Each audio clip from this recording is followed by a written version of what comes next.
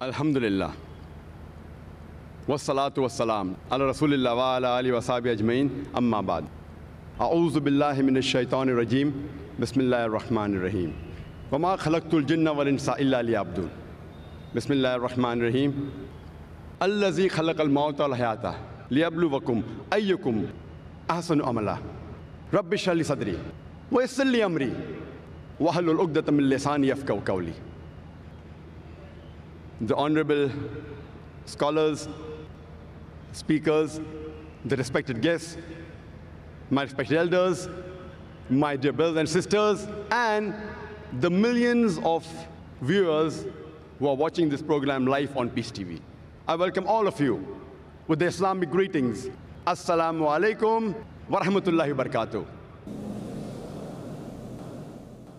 May peace, mercy, and blessings of Allah subhanahu wa ta'ala, of Almighty God, be on all of you. The topic of this last lecture, of the last session, of the last day of the 10-day International Islamic Conference, Peace, the Solution for Humanity, is what is the purpose of our life? How many of us have really ever thought in their life, what is the purpose of our life? How many of us have ever thought, what is the purpose of our existence? What are we doing here? Why are we here? Let us start analyzing right from here itself. I request all the people in the audience, all of you, if you have ever thought in your life, what is the purpose of your life, please raise your hand. I would like to know amongst the audience, how many of you have ever thought in your life, what is the purpose of your life? Fine, maybe I can see 10, 50, maybe 100 hands. An audience of more than 100,000. That is less than 0.1%. Some may have felt shy to raise their hand. So surely I can say less than 1% of the human beings have ever thought in their life, what is the purpose of our life? Is it required that should we know what is the purpose of our life? To help you, let me give you an example. Once a man, when he was traveling, and when he came at a crossroad, he asked the passerby, where does this road lead to? The passerby asked him, where do you want to go? The man replied, anywhere. The passerby answered, then take any road, it will make no difference. Imagine that traveler, he had no goal. Whatever actions he did, whatever deeds he did, it made no difference because he wanted to go anywhere. And many of us are leading our life in the same way. Let me give you one more example.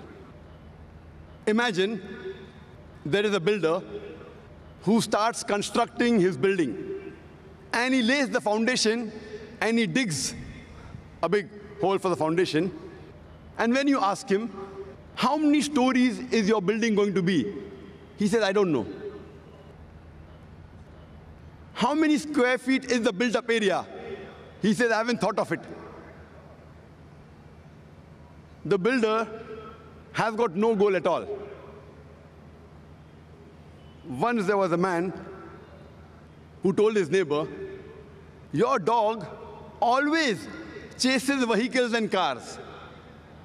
I wonder, will your dog ever catch up with any car?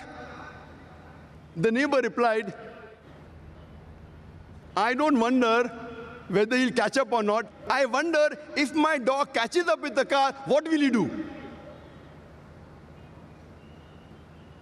The man who asked him, will the dog ever catch up with the car? He's short-sighted. The neighbor who was the owner of the dog, he was far-sighted. Even if he caught up with the car, what will he do? What is the purpose of his goal? And unfortunately, many of us, we are leading our lives same fashion, just like the dogs. You know, people do graduation, and you ask them, why are you doing graduation? And they don't know the reason. Just because they want to be a graduate. What will you do after you finish your graduation? I haven't thought of it yet. Most of us are leading our lives like the traveler or like the dog who's chasing cars, absolutely without a purpose. Many of us, we copy goals of others without scrutinizing it. When we ask a student, why are you doing commerce? So he will reply, because my friend is doing commerce.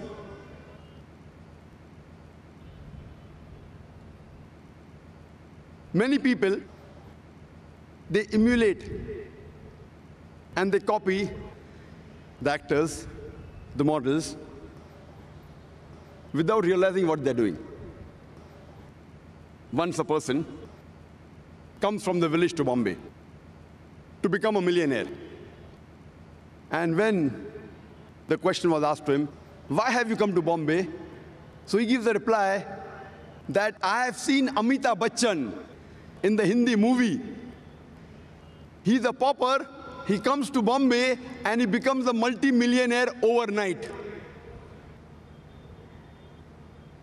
That is the reason we find many people coming from outside Bombay and they're settling in Bombay to become a multi-millionaire overnight.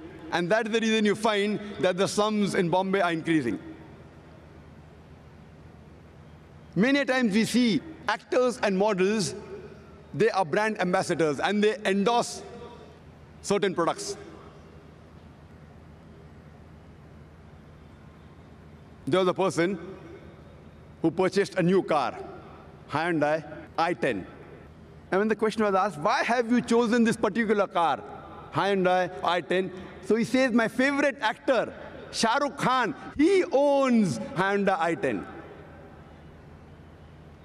I doubt whether Shah Rukh Khan ever sat in Hyundai i10 except in the advertisement.